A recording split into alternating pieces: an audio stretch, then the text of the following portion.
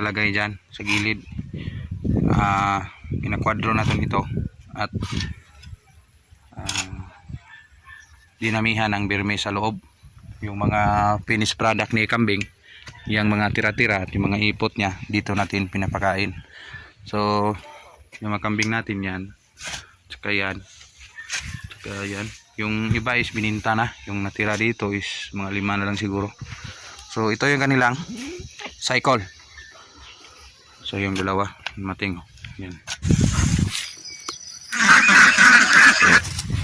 Dali lang. Napakasimple.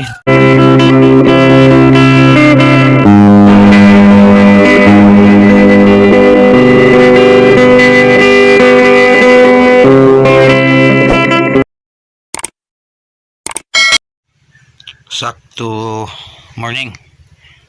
So mga kasakto, yung pinakita natin ngayon is yung ating kandingan. So naglilinis tayo. Yan, napakadumi.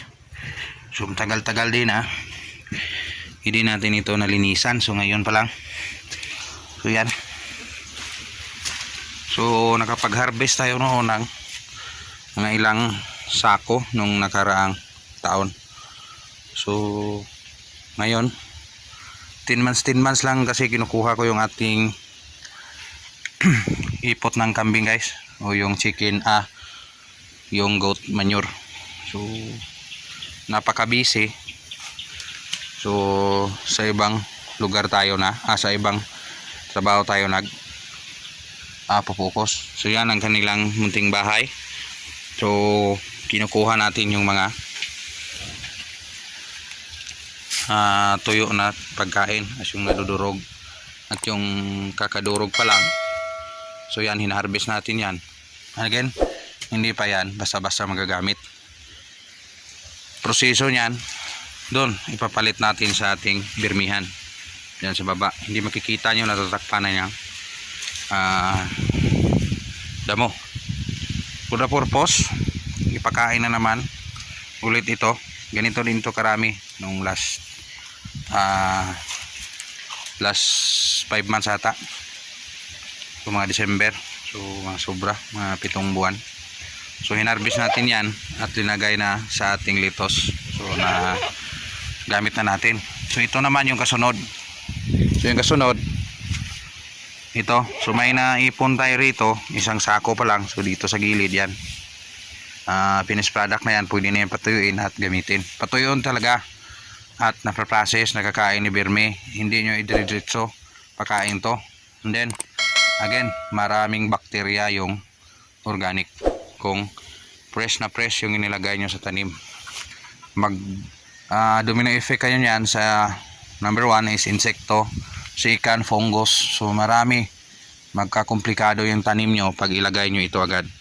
So marami-rami, makapal-kapal yung ating harvest ngayon, yan, marami to. So itong hindi pa nakain, ipakain muna natin sa birme in the next following months. So pwede na sa natin patuyot, tapos sa proseso ng pag-qualifying, o pwede na siya i-puting. So ganito lang maglinis guys. Yan, minsan ko makapal yan. So kunti lang, matatapos na to.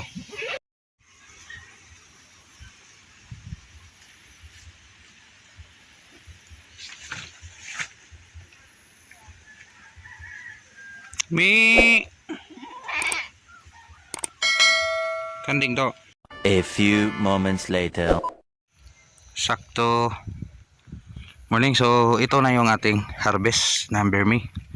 So noon dyan tayo nagpe-picture. Idog tan idog. So kita nyo yung ating intro. Dyan tayo tumatayo. Makalipas yung 8 buwan.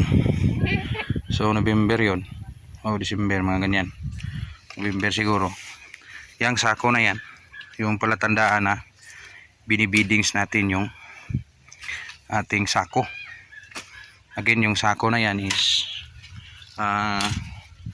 yung ating sahig ng ating birme. So nakapalibot nito yung maraming rice stock o yung mga ng saging. Padapli na. So yung puno ng saging nakalagay dyan sa gilid,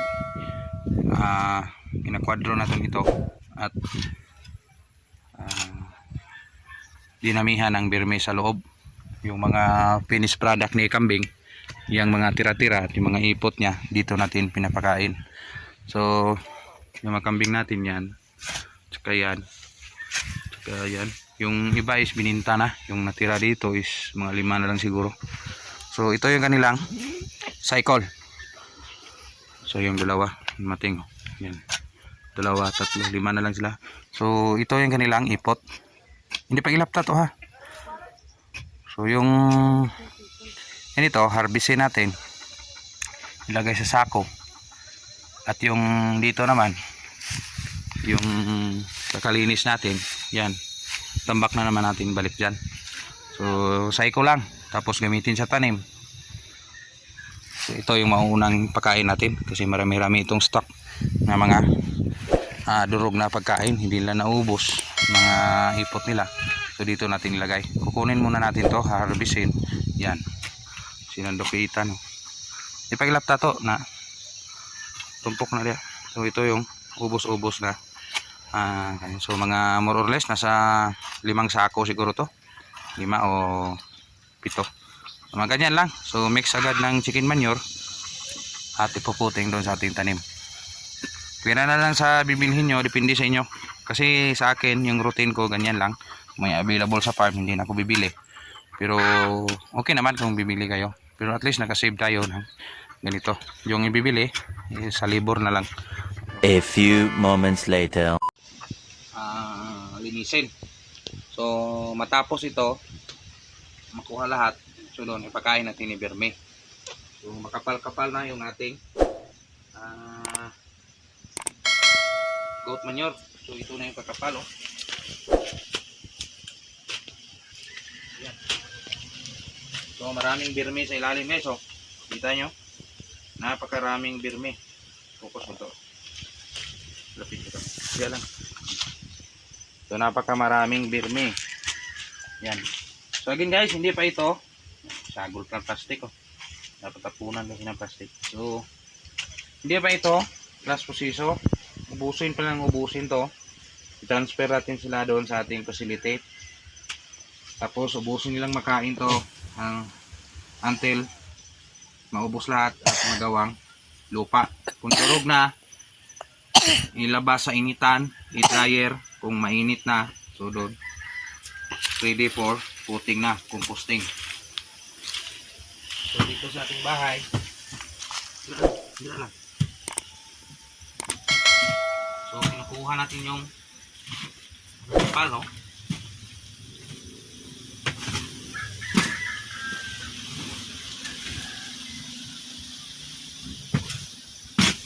Pagkarami guys, no? Yan lang proseso ng magawa ng organic para di na tayo makabili. So ganito na lang.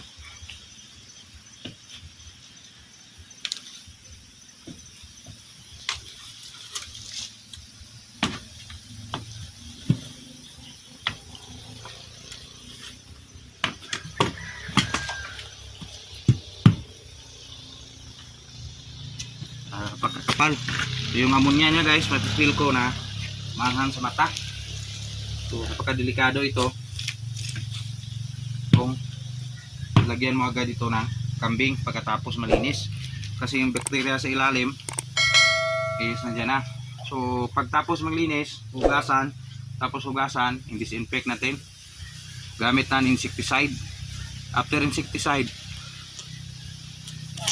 48 hours bago ibalik yung kambing rito.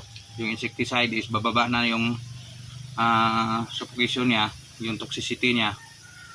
So in the next 48 hours, pwede na yung lagyan ng pagkain ng kambing. Yung kambing pwede na maibalik rito. May purpose tayo, kinuha natin. Alin yung nakalinis din tayo. Nakalinis tayo ng kandingan, ng bahay kambing. At nakakuha din tayo ng berme.